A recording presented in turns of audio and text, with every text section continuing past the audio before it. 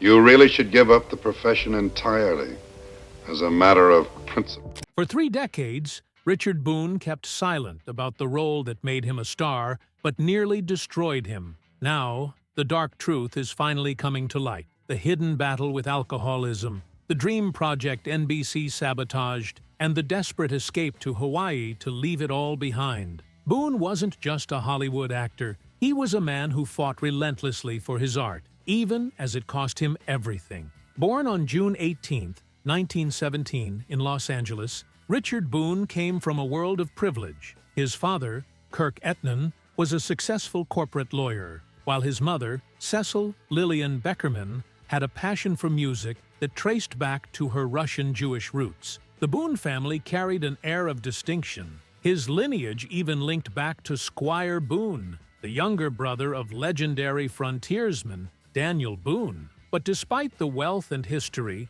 young Richard Boone never felt truly settled. Growing up in a household divided between strict discipline and artistic passion, Boone struggled to find his place. He excelled in school, becoming a standout football player at Hoover High in Glendale, where he learned the toughness and strategy that would define his career. But even as he tackled opponents on the field, something inside him craved more. Boone's restless energy pushed him toward adventure. He tried his hand at everything: oil rigging, painting, even boxing. But the defining moment came in 1941 when he joined the U.S. Navy. As an aviation ordnance man and tail gunner on TBM Avenger torpedo bombers, Boone stared death in the face, flying through enemy combat zones in the Pacific. Those 4 years shaped him, leaving him with a hardened perspective that would later translate into his on-screen intensity. Returning home, Boone was a man without a clear path, until the GI Bill offered him a lifeline. He used it to study acting at the famed Actors Studio in New York, under the tutelage of Sanford Meisner. Unlike traditional training, Meisner's approach forced Boone to react, feel, and bring raw authenticity to every role.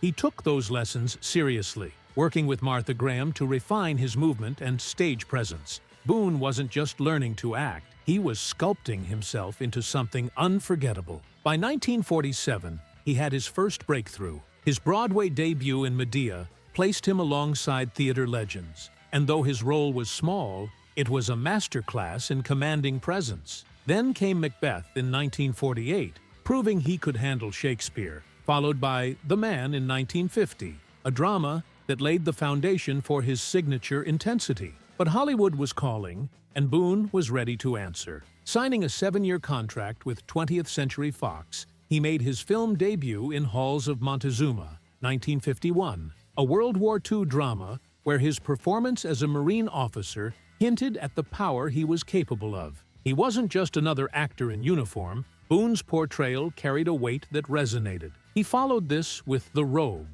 1953, where he played Pontius Pilate with chilling depth. Unlike the usual villainous portrayal, Boone's Pilate was burdened by guilt, a man torn between duty and morality, a performance so layered it left audiences haunted. Then came Vicky, 1953, a psychological thriller where Boone transformed into Lieutenant Ed Cornell, a detective whose obsession with a murdered model turned sinister. This wasn't just a crime drama, it was a deep dive into a fractured mind. And Boone's portrayal was both terrifying and mesmerizing. The film cemented his reputation for playing characters who weren't just men, but forces of nature. But it was television that catapulted Boone into legend. Medic, 1954 to 1956, wasn't your typical medical drama. It was gritty, realistic, and far ahead of its time. Boone, as Dr. Conrad Steiner, didn't just act. He embodied the role, narrating each episode with a gravitas that made audiences believe in every diagnosis, every struggle. The show tackled topics never before seen on TV: mental illness, autism, infertility, even the horrifying realities of atomic bomb aftermath. But despite its brilliance, Medic faced an uphill battle. Airing against I Love Lucy, it struggled in ratings. NBC's hesitancy to embrace Boone's uncompromising realism only made matters worse. One controversial episode about a cesarean section was scrapped by the network, despite Boone's insistence on its importance. It was a battle he couldn't win. Frustrated with television's limitations, Boone pivoted to a new project, one that would cement his place in history. Have Gun, Will Travel, 1957 to 1963, introduced the world to Paladin, a refined, intellectual gunslinger who lived in San Francisco's Hotel Carlton, but could turn deadly at a moment's notice. Boone wasn't just the star. He directed multiple episodes, shaping Paladin into one of television's most complex anti-heroes. Unlike the typical Western tough guy, Paladin quoted poetry, dressed in elegance, and approached violence as a last resort, unless there was no other choice.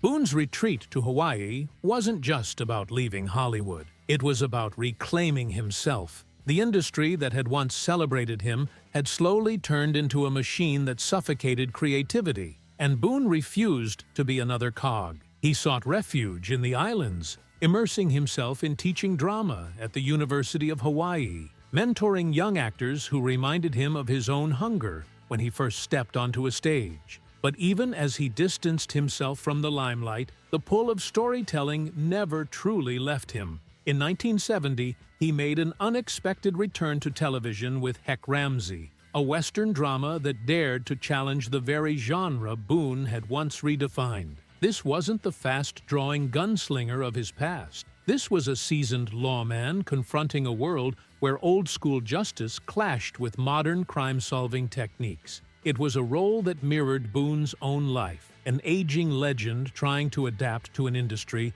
that had moved on without him. Though the series only lasted 2 seasons, it proved that Boone still had the power to command the screen. But Hollywood, ever fickle, had already chosen its new generation of stars, and Boone wasn't among them. His career entered a slow decline, marked by sporadic roles that never quite captured his former glory. He appeared in films like The Shootist, 1976, alongside John Wayne, a fitting collaboration between two actors who had both defined and defied the Western archetype. But Boone's health was deteriorating. Decades of smoking, sometimes as many as 100 cigarettes a day, took their toll.